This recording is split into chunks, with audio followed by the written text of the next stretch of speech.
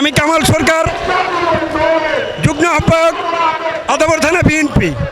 আজকের July August গণ অভ্যুত্থানের নিহতদের স্মরণে গভীর শ্রদ্ধাঞ্জলি এবং আজকে আমরা তাদের রুহের মাগফিরাত কামনা করে এবং শোকসন্তপ্ত পরিবারের প্রতি গভীর সমবেদনা জানিয়ে আজকে এই শোকসভা আমরা আদাবর থানা বিএনপি ও অঙ্গ সংগঠনের নেতৃবৃন্দ আজকে শোকসন্তপ্ত পরিবারের প্রতি সমবেদনা জানিয়ে আজকে এই শোক দিবসে শোকসভায় উপস্থিত হয়েছি।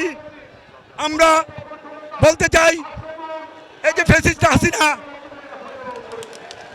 হাসিনা নির্দেশে তার পেটো বাহিনী এর গুলি চালিয়ে আমাদের ছাত্র জনতা এবং ভাইদেরকে যে নির্মমভাবে হত্যা করেছে তার দৃষ্টান্তমূলক শাস্তি ও বিচার দাবি করছি।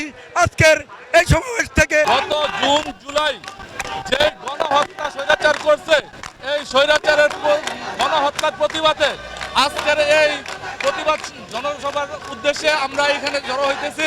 কিছুক্ষণের ভিতরেই আমরা উত্তরা জনসভায় যোগ দিব। আর শেখ হাসিনার বিচার যাতে বাংলাদেশে 100% করতে পারে সেটা আমরা নিশ্চিত করব। এই বলে আমার বক্তব্য শেষ করছি। আসসালামু আলাইকুম। সামনে থেকে